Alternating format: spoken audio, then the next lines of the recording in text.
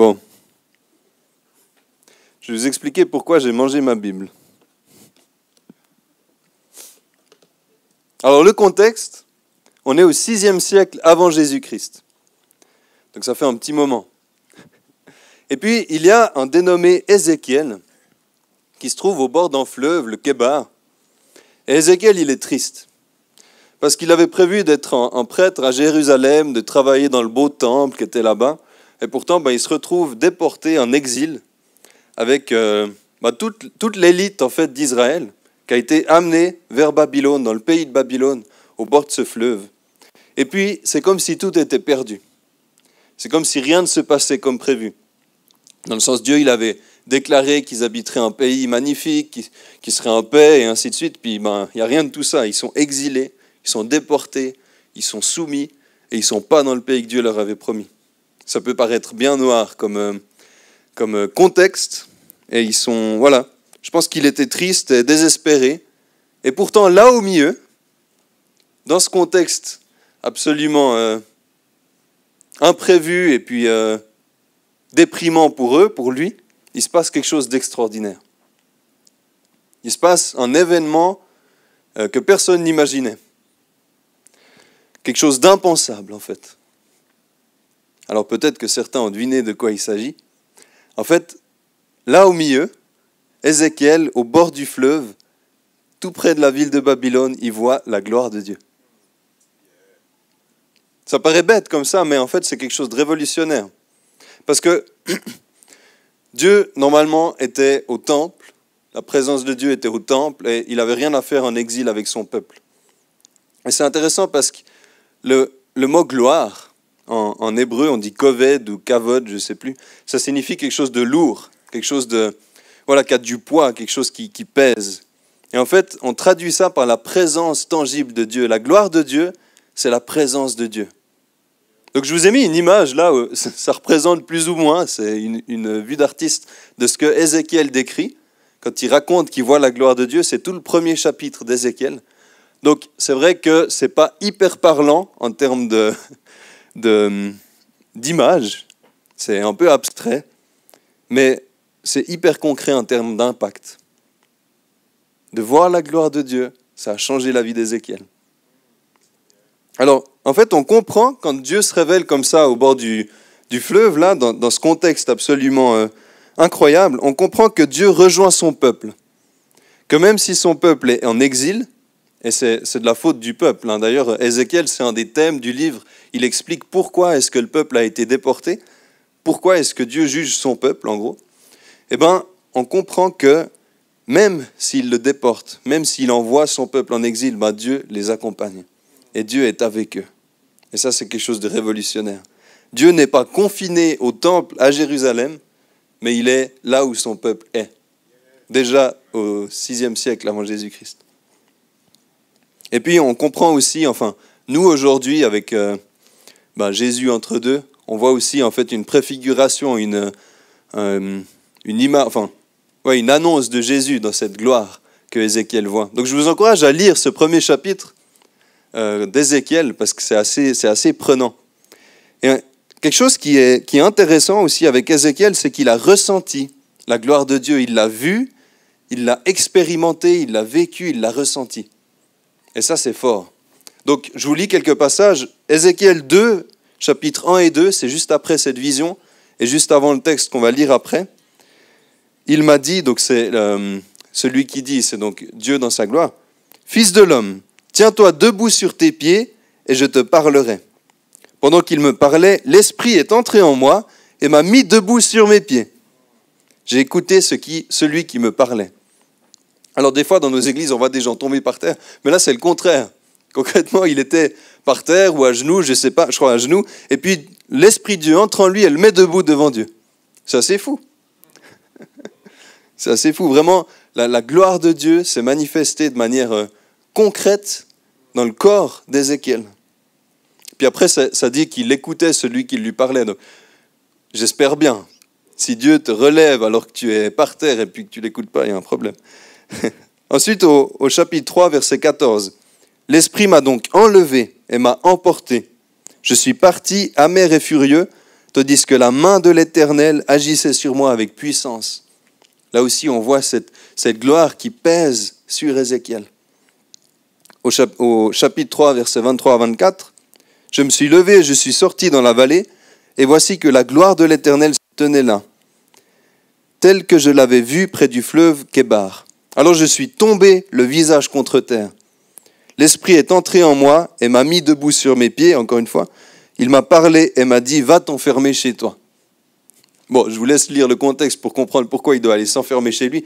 Mais là, il voit la gloire de Dieu, il tombe à genoux, le visage contre terre, puis après, l'Esprit le relève, et puis Dieu lui parle à nouveau. C'est assez fou, comme ce qui se passe.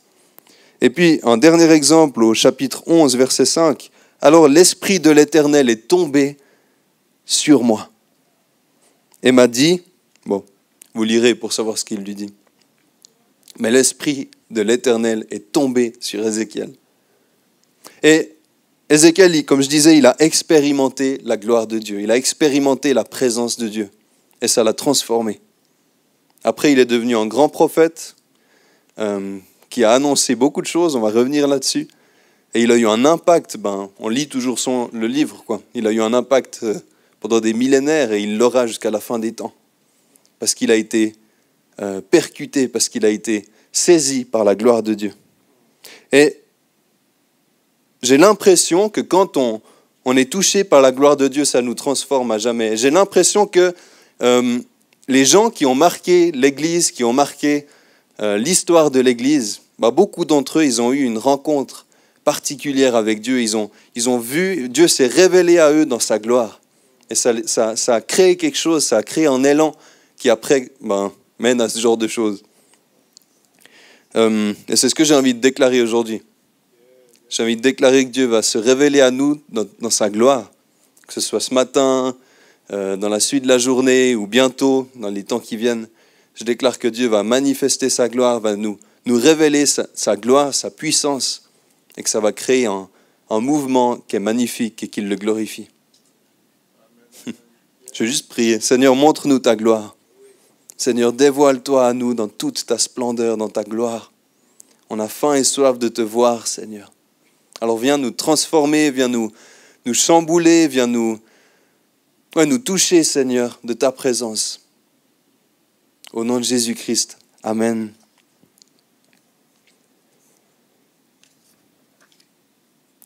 Alors après cette rencontre avec la gloire de Dieu, Ézéchiel, il reçoit une mission. Donc bientôt j'arriverai, je vous expliquerai vraiment pourquoi j'ai mangé ma Bible au début, mais on y va petit à petit. Donc il reçoit une mission. Et je vais vous lire Ézéchiel 2, les versets 3 et 5, et puis depuis 2.8 jusqu'à 3.3. C'est pas très clair, mais j'ai sauté quelques versets parce que le but c'est de comprendre ce qui se passe, c'est pas d'avoir tous les détails. Donc c'est de nouveau Dieu dans sa gloire qui parle à Ézéchiel qui vient d'être complètement chamboulé de voir la gloire de Dieu là-bas. Il m'a dit, « Fils de l'homme, je t'envoie vers les Israélites, vers des nations rebelles qui se sont rebellées contre moi.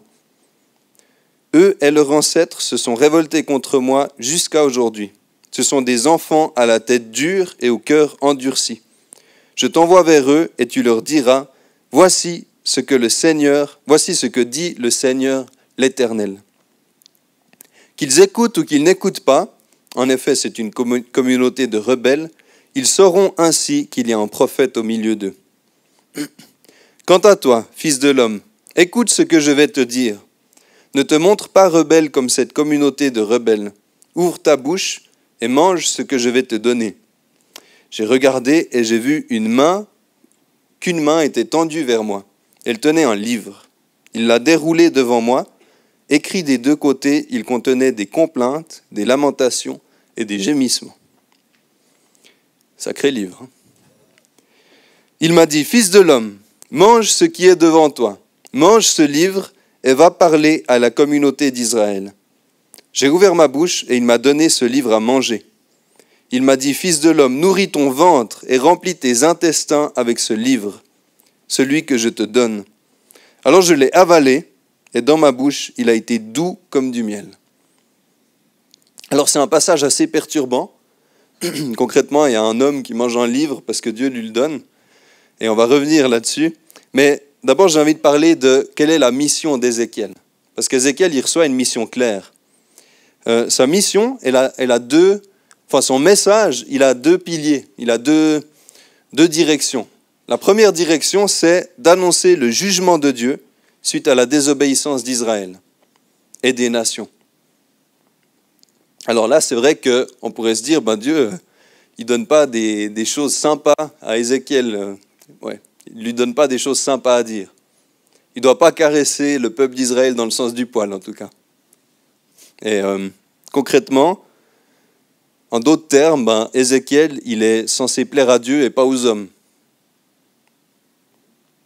Alors, non seulement Ézéchiel, il va annoncer le jugement, il va annoncer ce message, mais il va aussi le rendre concret par des signes. Et ça, c'est assez fou. Dans Ézéchiel, il y a énormément de signes. Et puis, il y en a des qui sont intéressants. Je vous ai juste sélectionné 2 signes. Dans le chapitre 4, d'abord, il montre la chute de Jérusalem avec une brique, et puis il fait un espèce de théâtre de marionnettes pour montrer que Jérusalem tombe. Et puis, un autre qui est beaucoup plus trash, il reste couché, en fait, sur le côté gauche, attaché, pendant 390 jours, pour montrer la faute d'Israël pendant les 390 dernières années. Donc pendant 390 jours, il est couché sur le côté gauche, attaché, et en plus, il mange de la nourriture qui est cuite sur des excréments humains. Bref, je vous laisserai lire ce texte, c'est assez intéressant. Mais ce qu'il faut comprendre, moi ce que je retire de tout ça, à part le message de Dieu, de l'appel à la repentance et ainsi de suite, c'est que nous sommes appelés, au même titre qu'Ézéchiel, à être sages aux yeux de Dieu.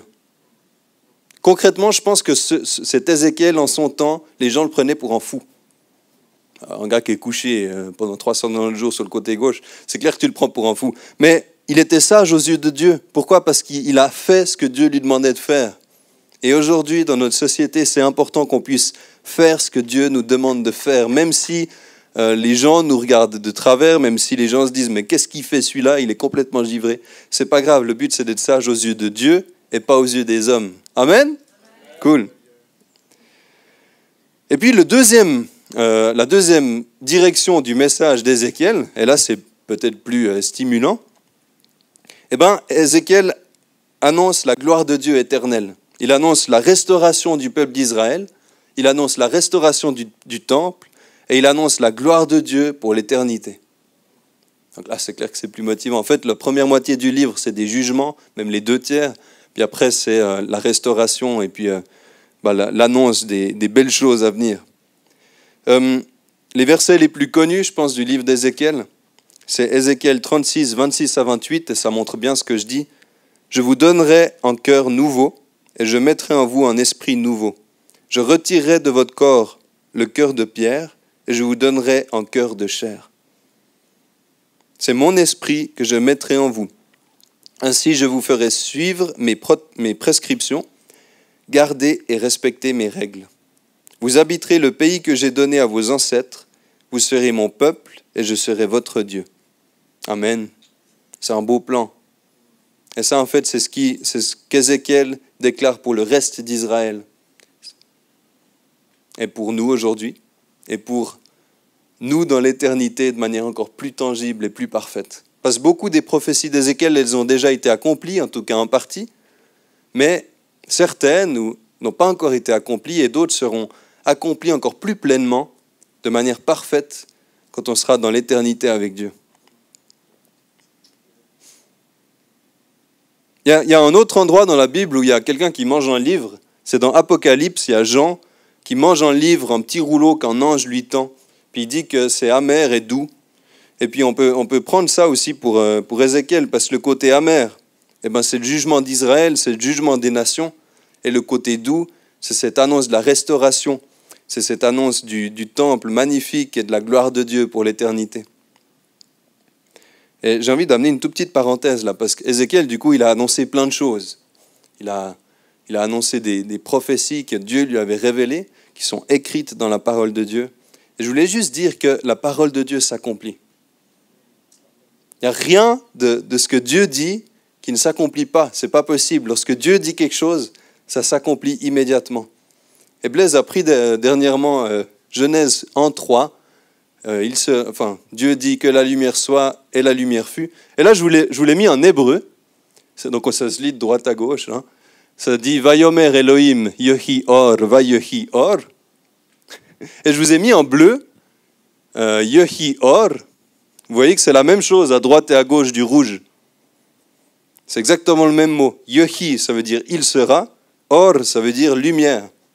Et puis ce que j'aime dans ce texte, c'est que Dieu dit Yehi Or, il sera lumière. Ensuite, il y a un vav consécutif, c'est le machin rouge, un vav conjonctif, je ne sais plus comment il s'appelle.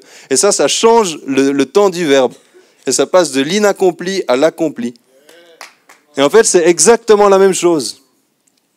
Yehi Or va Yehi Or. Et ce que je trouve beau, c'est que la parole de Dieu est accomplie à la lettre.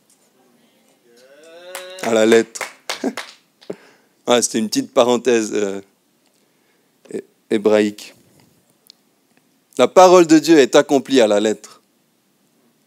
Et donc tout ce qu'on peut voir dans cette magnifique Bible va s'accomplir à la lettre tôt ou tard. C'est notre espoir, mais c'est aussi notre assurance. Bon, ce qui est intéressant aussi, c'est que notre mission, elle ressemble à celle d'Ézéchiel. Concrètement, on doit annoncer l'exclusivité de Jésus-Christ, et puis on doit annoncer l'espoir pour l'avenir, la fin des temps. C'est lié les deux, hein. Mais concrètement, si tu dis que Jésus est la vérité, le chemin et la vie, et qu'il n'y a pas d'autre chemin pour aller au Père, pour aller à la vie éternelle, ben non seulement tu annonces le jugement d'un côté, parce que celui qui ne reconnaît pas ce Jésus-Christ, ben il est jugé, dans le sens qu'il ne peut pas aller vers le Père sans Jésus. Et puis celui qui le reconnaît, eh ben, il a la vie éternelle, la vie en abondance avec lui. En gros, notre message est sensiblement similaire à celui d'Ézéchiel. Le côté amer, c'est le jugement pour ceux qui ne reconnaissent pas Jésus-Christ. Et le côté doux, c'est la vie en abondance et la vie éternelle avec Dieu, la réconciliation avec Dieu pour ceux qui le reconnaissent. Bon, pourquoi j'ai mangé ma Bible au début ? Parce que c'est important de se préparer. Et Ézéchiel, il s'est préparé. Avant d'annoncer son message, avant de faire les signes prophétiques qu'il a fait, Ézéchiel, il a mangé ce rouleau. Alors c'est vrai que moi j'aimerais bien qu'aujourd'hui, Dieu me donne de manger au sens propre ma Bible. En quelques minutes, tu la sais par cœur, tu as tout compris. Ça peut être pas mal, comme Ézéchiel, malheureusement, ou peut-être heureusement plutôt, ça dépend comment on regarde. Je crois que Dieu, il préfère qu'on travaille petit à petit dessus, qu'on y revienne régulièrement, qu'on se nourrisse tous les jours de sa Bible, et puis qu'on apprenne petit à petit qui il est au travers de sa Bible. Mais concrètement, le but, c'est de connaître Dieu, le but, c'est de connaître cette Bible pour être prêt pour la mission qu'il nous donne. Alors, Ézéchiel l'a mangé au sens propre, nous on doit la manger au sens figuré. On doit la digérer, la ruminer, en retirer tous les nutriments qu'on peut trouver dedans. En gros, la connaître et la vivre. Et je crois qu'en tant qu'Église, aujourd'hui, c'est important de se le redire. C'est tellement précieux de connaître et de vivre la parole de Dieu. C'est quelque chose de central. Je veux dire, on ne peut pas vivre la foi, on ne peut pas vivre l'Église sans connaître et vivre cette parole. Alors concrètement, premièrement, en connaissant la Bible, nous pourrons accomplir notre mission, parce que notre mission, elle est décrite dans la Bible. Et puis, il y a aussi le mode d'emploi. Comment est-ce qu'on doit accomplir notre mission ? Notre mission, je pense à aller et faire de toutes les nations des disciples, ou annoncer l'Évangile à toute la création. Deuxièmement, en connaissant la Bible, nous serons prêts à répondre aux questions des gens. Elle contient tout ce qu'on a besoin. En fait, en lisant la Bible, on connaît Dieu vraiment. On connaît Dieu comme il est, réellement. Alors, on ne connaît pas Dieu complètement, mais on connaît Dieu vraiment. C'est une petite distinction, parce que la Bible ne révèle pas tout de Dieu, mais ce qu'elle révèle de Dieu, eh ben, c'est vraiment Dieu. Et dans l'éternité, on connaîtra Dieu complètement. En connaissant la Bible, nous pourrons l'expliquer avec précision et profondeur. Comment expliquer quelque chose que tu n'as pas complètement compris, ou même vécu, ou assimilé ? Si je te mets au défi de raconter la vision de la gloire qu'Ézéchiel a vue pendant le premier chapitre, dans 5 minutes, ça va être compliqué. Il faut d'abord que tu te plonges dedans, tu l'étudies, que tu l'appropries dans un sens. Et puis finalement, en connaissant la Bible, nous pourrons la vivre. Faire ce que je dis et dire ce que je fais. Ouais, c'est un beau défi. Et je crois qu'il faut qu'on se le rappelle et puis qu'on le vive de plus en plus. Et je voulais encore comparer la Bible à de la nourriture. Moi, j'aime manger, j'aime la nourriture. Et je trouve que c'est une belle comparaison, parce que c'est une comparaison que la Bible fait. Alors, la nourriture, elle est déjà essentielle pour vivre. Concrètement, si tu arrêtes de manger, tu ne vis plus. Tu as un petit sursis, mais après, c'est fini. Et Matthieu le dit, l'homme ne vivra pas de pain seulement, mais de toute parole qui sort de la bouche de Dieu. Dans Jean, Jésus dit, je suis le pain de vie. Et en fait, on comprend que c'est essentiel. Mais des fois, on ne remarque pas qu'on est en train de mourir spirituellement, parce que c'est peut-être moins visible que quand on arrête de manger physiquement. La nourriture, c'est aussi essentiel pour grandir. Un enfant qui ne mange pas, il ne grandit pas. C'est la même chose avec la foi. Un chrétien qui ne se nourrit pas dans la parole de Dieu, il ne grandit pas. La nourriture, elle rythme nos journées. Généralement, on a 3 repas, le petit déjeuner, le dîner et le souper. Et ça donne un rythme. Même si tu n'en as que 2 ou même qu'un, ça donne un rythme à ta journée. Et là, j'ai envie de vous apporter un petit témoignage / invitation. Parce que depuis plus d'une année, on a commencé le Bible Breakfast. Ça veut dire le petit déjeuner de la Bible avec certaines personnes qui sont là. Et concrètement, ça veut dire que chaque matin, pendant le petit déjeuner ou avant ou après, tu lis un chapitre et on lit tous le même. C'est une lecture suivie de la Bible. Et tu mets sur un groupe WhatsApp un petit commentaire ou alors une idée, une question, un témoignage, une prière et ainsi de suite. Chaque jour, de lundi à vendredi, tu lis ton passage et tu écris sur le groupe WhatsApp. Et en fait, pour moi, ça a été révolutionnaire parce que j'arrivais plus ou moins à lire ma Bible tout seul chez moi, sans rendre de compte à personne, mais j'étais beaucoup moins régulier. Et le fait d'avoir d'autres gens qui comptent sur toi, le fait qu'il y ait d'autres gens qui attendent ton petit message, eh ben en fait, ça t'aide à garder de la régularité. En tout cas, moi, ça m'aide à garder de la régularité. Et donc, ce matin, je voulais vous proposer de rejoindre un Bible Breakfast. Concrètement, je me tiendrai à l'extérieur à la fin. Et puis, si vous voulez rejoindre ça, vous venez vers moi, je prends votre nom, votre numéro de téléphone, je vous mets sur un groupe WhatsApp. Et dès demain, lundi, on commence le livre de Matthieu. Donc, chaque jour, on lit tous le même chapitre, de manière suivie, et on écrit tous un petit mot, une petite pensée, une prière sur le groupe WhatsApp. Est-ce qu'il y en a qui sont partants ? Ah bah alors là, je me réjouis de tous vous voir tout à l'heure. Il y a à peu près 25 mains. Yes, c'est trop beau. Mais vraiment, je crois que c'est puissant parce que c'est plus simple de suivre Dieu en groupe. C'est pour ça que l'Église existe aussi. On a besoin les uns des autres. Et je crois qu'on peut se lever ensemble dans la lecture de la Bible aussi. Et que ça va porter un beau fruit. Donc voilà, vous l'aurez compris, je vous encourage vraiment à tester. Et si ça ne vous convient pas, vous pouvez partir, il n'y a aucun souci. Donc je reviens à mes points. Je disais que la Bible, la nourriture rythme nos journées. Et puis la nourriture, le repas, la culture de la table, c'est aussi un temps privilégié avec ceux qu'on aime. Moi, j'aime me rassembler autour d'une table avec des gens que j'apprécie pour échanger, pour manger aussi. Mais il y a souvent des bonnes discussions et ainsi de suite. Et donc, si on retourne ça de manière spirituelle, quand tu lis ta Bible, c'est un temps de qualité avec Dieu que tu passes à sa table. Et finalement, la nourriture, ça a bon goût, moi je trouve. Et c'est une joie, en fait, de manger. Et je crois que lire la Bible, apprendre à connaître Dieu au travers de sa parole, ça peut être une joie. Et on va prier que ça le soit. Alors, et toi ? Te nourris-tu régulièrement ? Ou est-ce que tu es sous-alimenté ? Depuis combien de temps jeûnes-tu de la parole de Dieu ? As-tu assez de nourriture pour continuer ta croissance ? As-tu un rythme de lecture de la Bible ? Passes-tu des temps privilégiés avec Dieu dans sa parole ? As-tu du plaisir à lire la Bible ou sens-tu que ça t'apporte quelque chose ? Connais-tu suffisamment la mission que Dieu t'a donnée et te sens-tu prêt à l'accomplir ?